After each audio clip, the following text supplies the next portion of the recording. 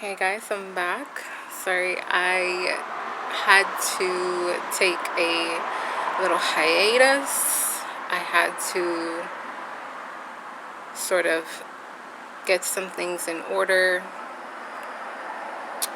and make sure that my energy is right so that I could deliver properly to you all.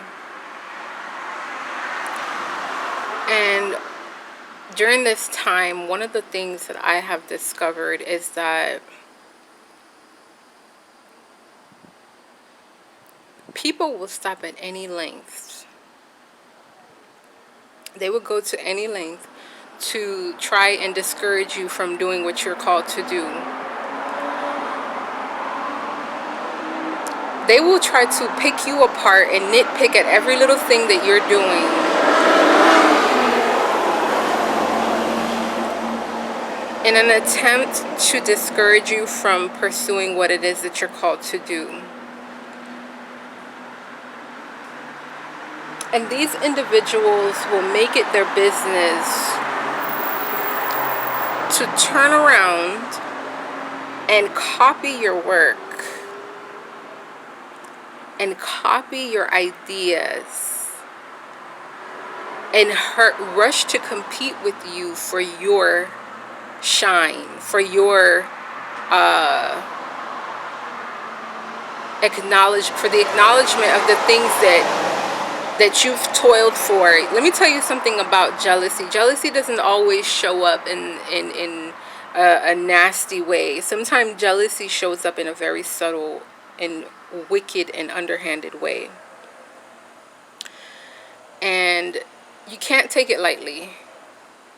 You cannot take it lightly when you have people that will literally compete with you for the things that you toil in your soul and poured out from the bowels of your creativity, and then turn around and diminish you or take your story or the things that they go and dig up and try to use that in order to hinder you. That is a wicked thing. And what the Most High God showed me is that the same way these people have managed to steal, to rob, to covertly try to usurp your blessings, is the same way in which they're going to have to, like, whatever it is that they gained, it's just gonna like leach out of their pocket. Like, it's like carrying a basket with holes and walking miles, because these people went the extra mile to learn, to see, to figure out, to spy, to snoop, to break in, to hack, to get people to gang stalk you in order to execute this. This was not just a solo mission. They had other people involved. These people are not that bright, because everything that you do has a trace. It leaves a trace. And here's the thing. They were banking on you reacting in a way that would give away your power, because they underestimated you.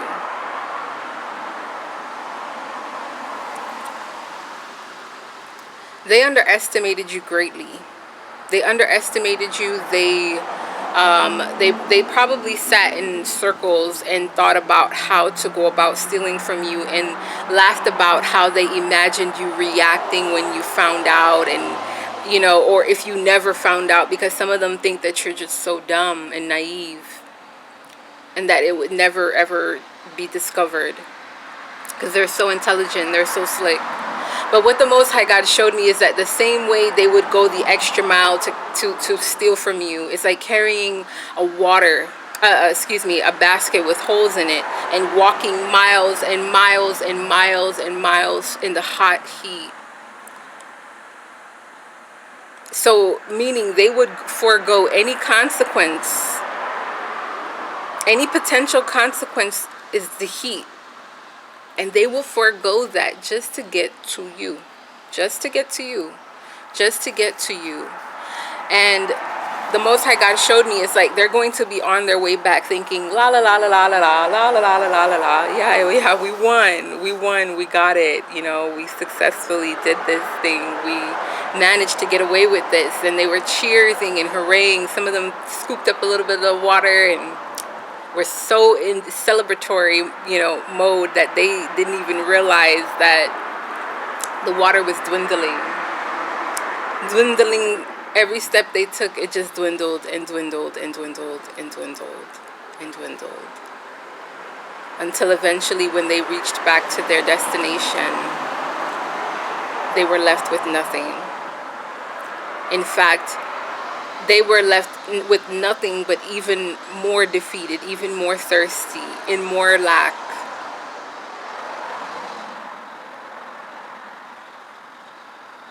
Now on their way back, when they go to do the right thing, people are already aware of how they get down, so they're going to be watched. They're going to have to work extra hard just to go to the well with a decent sized bucket with no holes in it, when they get their minds right, when they finally figure out that that's not how you go about doing things, because God does not honor thieves. God does not honor thieves, and these people thought that they could steal from you and bully you so that you cannot have the things that God intended for you to have, to bring you to the expected point in which you have been praying for. Some of you guys have been toiling.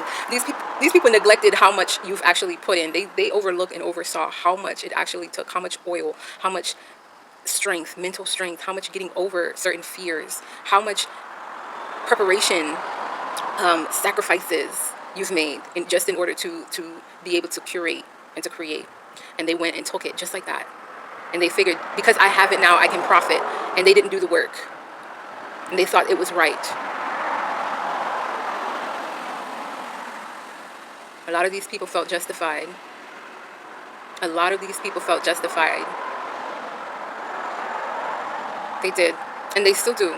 There are people who feel like, you don't deserve this. You need to work hard. We don't see you looking like you're working hard. A lot of these people, they want you to suffer. They want to see you suffer before they actually feel good within themselves with allowing you to have scraps, whatever you can clamor up after they've stolen. And these people have the audacity to want to embody your image, want to embody your aura, want to embody the way you carry yourself, as if you're some type of costume that can be worn. You can't adorn yourself in my energy, darling.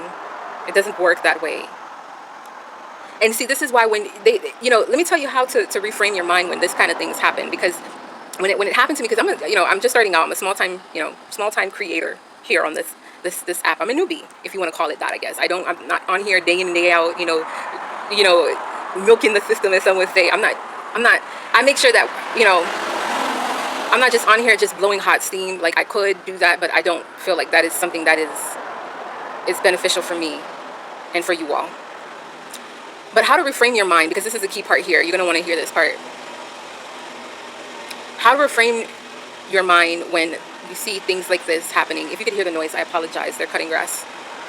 How to reframe your mind when this happens is going to be crucial for you to be able to move forward with your power. Because, believe it or not, they just gave you power. These people who have stolen, copied you,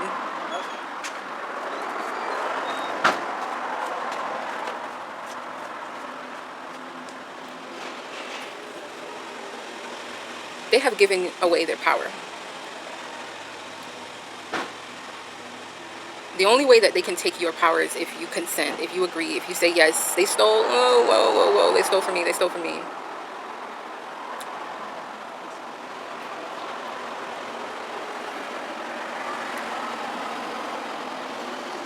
But let me tell you how to regain your power. You regain your power by acknowledging that they stole from you, acknowledging that they took from you. They made the error to steal from you. They made that error. They made that error, poor judgment. But what you do is you reframe your thinking, and you think to yourself, well, for one, a lot of these people who have stolen from me are, quote unquote, bigger than me in terms of platform, scale, in terms of audience. You understand what I'm saying? In terms of that, they have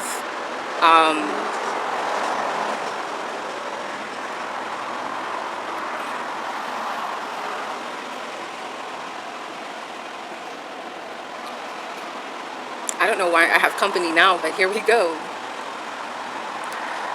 So what you do is you reframe your mind. You reframe your mind and you tell yourself, well, if I'm smaller than these people, if I'm quote unquote lesser than these people, why are they using my intelligence, my creativity in order to garner attention, in order to garner respect, in order to garner popularity, in order to garner the image or the status of being in leadership?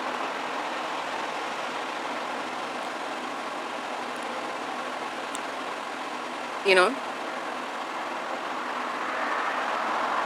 Ponder on that.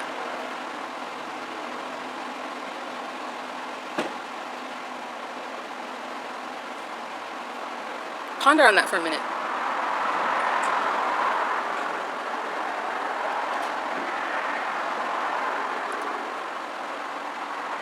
Like, how come if they're in a position where they are, let's say, the top influencer or top whatever it is in your industry,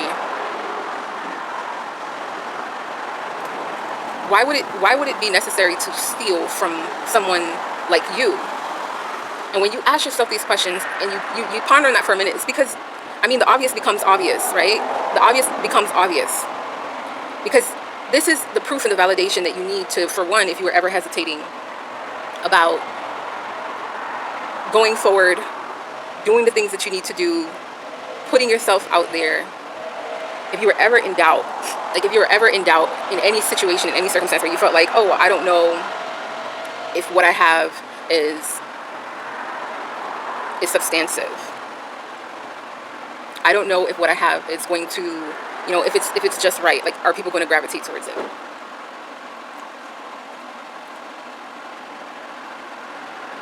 You know, so you sort of start to really see that, you know, if you're a logical thinker like myself, you start to realize that if people can gravitate towards the copy, the imitation, then how much more would they feel the significance or the presence of someone who's authentically pouring from a genuine place? You know what I mean? Like, when you're pouring from a genuine place, it's going to resonate differently because there's a different resonance of intention behind it. And even if they try to emulate that resonance, it just did not come from them. Like, it's like, I'm trying to think of another great example.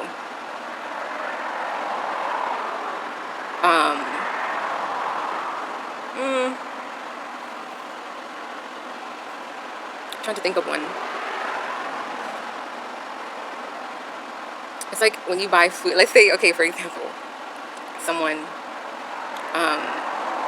goes to a restaurant and they get takeout or they get, you know, food to go or whatever, and they bring it back to the house and they're trying to set up like a homemade date setup situation, and this is to impress the person that they are, you know, dating, and the person starts to recognize this tastes very good, like, wow, but it tastes so familiar, and you know, they really peg this person as like a really excellent cook in their mind, and then they go to have this expectation of this person, and later on down the line they go out with some friends and run into this restaurant where they taste the same exact dish.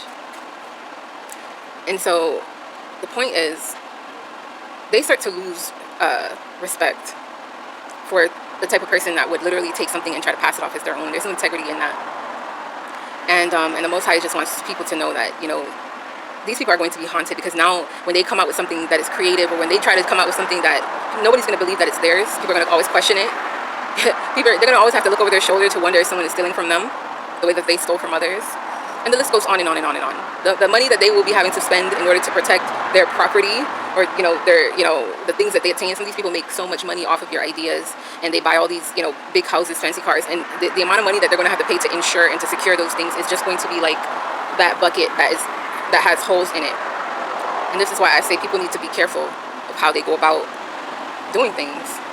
And that's it, and that's all. So I hope this message, you know, bless someone. I know a lot of small creators get ripped off from larger creators or whatever, and there's this like grab for attention, there's this grab for, you know, money, and it's fleeting, it's not worth it. So until next time, you guys, take care.